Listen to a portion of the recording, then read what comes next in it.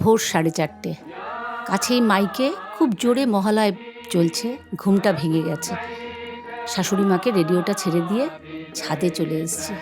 চারিদিক অন্ধকার। আশ্বিনের এই সময় কিন্তু আমরা সবাই জানি সকাল হতে অনেক দেরি হয়।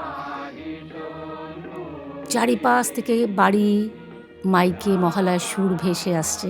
এত ভালো লাগছে, বলে এই সময়টাকে বলে ব্রহ্ম মুহূর্ত। এই সময় না আত্মিক উপলব্ধি খুব ভালো হয়। এখানে এই সময় বাতাসে অক্সিজেনও খুব ভালো থাকে।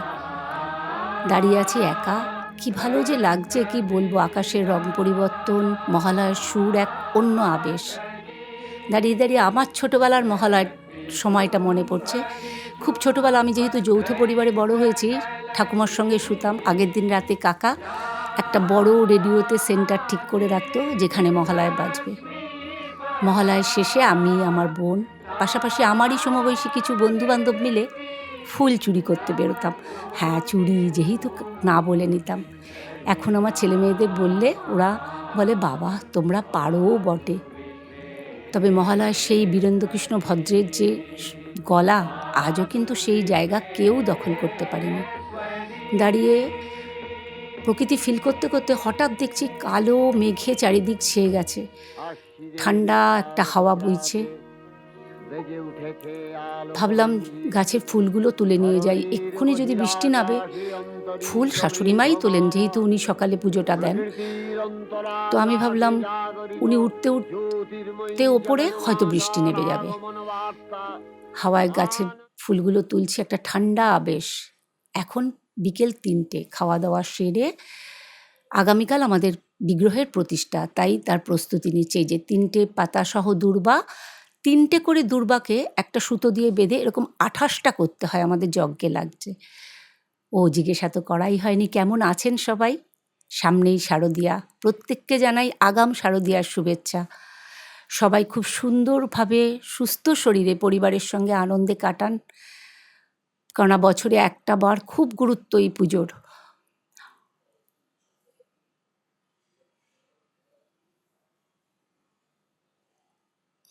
এই যে এবার সন্ধেবেলা ঠাকুরের কাপড়, মানে পুজোর কাপড় আজকে পরাবো। কাল তো আমার প্রতিষ্ঠা, তাই তার আগেই পুজোর পোশাক পরিয়ে দেবো। এই পোশাকে এতদিন ঠাকুর ছিলেন। গয়নাগুলো সব খুলে নিয়েছি, ছোট ছোট কানের দুল, তাই একটা থালার মধ্যে গুছিয়ে রেখেছি। সেদিন আপনাদেরকে শুধু রাধারানীর এই শাড়িটা দেখিয়েছিলাম, বাদবাকি কিছু দেখানো হয়নি। বলছিলাম যেদিন কাপড় পরাবো সেদিন দেখাবো, তাই আজকে দেখাচ্ছি। এটা গোবিন্দর জন্য কিনেছি, হলুদ লালের কম্বিনেশন চিরকালই খুব সুন্দর লাগে, তাই না? এটি কিনেছি চৈতন্যদেবের জন্য, এই ধুতি। আর একই রকম ধুতি, শুধু কালারটা আলাদা, এটা কিনেছি নিত্যানন্দের জন্য। তো এখন আমি ঠাকুরকে কাপড় পরাবো। আচ্ছা, এই যে দুটো ওড়না দেখছেন, আমার ছোটো ননদ বৃন্দাবন গেছিলেন, ওখান থেকে পছন্দ করেছে, ওরা অনলাইনে পাঠিয়ে দিয়েছে। এত সুন্দর নিখুঁত কাজ, খুব সুন্দর। তো ঠাকুরকে কাপড় পরানো হয়ে গেছে। পরানোর সময় ভিডিওটা অফ রেখেছিলাম, কারণ খুব সূক্ষ্মভাবে পরাতে হয়। এখনও অলংকার পরাইনি। এখানে গৌরনিতাইকে এখনও কাপড় পরাইনি। আগে রাধা গোবিন্দের কাপড় পরিয়ে আস্তে আস্তে অলংকারে বা সাজাবো তাকে। খুব সাবধানে করি, কেননা যদি কোথাও বিগ্রহের আঘাত লাগে বা কোথাও রঙে একটু হয়ে যায়।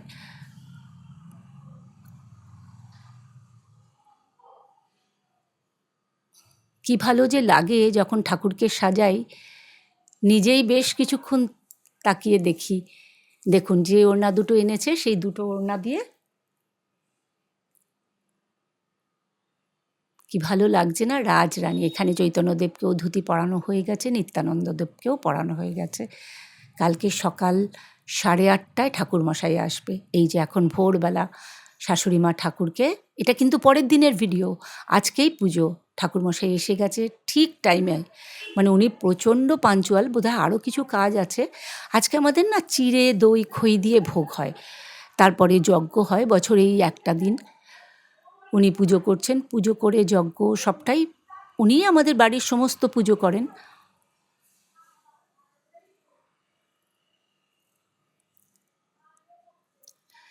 যজ্ঞের প্রস্তুতি নিচ্ছেন উনি। আমাদের এই ঠাকুর আমার মানে আমার স্বামী তখন অনেক ছোট, তখন আমার শ্বশুরমশাই স্বপ্নেই ঠাকুরকে দেখেছিলেন। দেখে উনি যেমন দেখেছিলেন সেরকম বানাতে দিয়ে এসছেন। তারপরে আমি আমার শাশুড়ি মার মুখে শুনেছি, তখনই আমার শাশুড়ি মারা ভাড়া বাড়িতে থাকতেন। একটা শোকেজের মধ্যে ঠাকুরকে রাখা হয়েছে। তখন এই বাড়ি হচ্ছে, ঠাকুর স্বপ্নে তাকে প্রতিষ্ঠা করতে বললেন। তাই জন্য তখন নাকি গৃহপ্রবেশের ডেট ছিলেন না, তাই আমাদের গুরুদেব বলেছিলেন যে ঠাকুরকে প্রতিষ্ঠা করলে একটা ভালো দিনে ঢুকলেই হয়, গৃহপ্রবেশের আলাদা ডেট লাগে না। তাই এই দিনে ঠাকুরের প্রতিষ্ঠা হয়েছিল। সেজন্য তারপর থেকে প্রতি বছর এই দিনটা আমরা প্রতিষ্ঠা দিবস, ঠাকুরের পুজো হয়, যজ্ঞ হয়।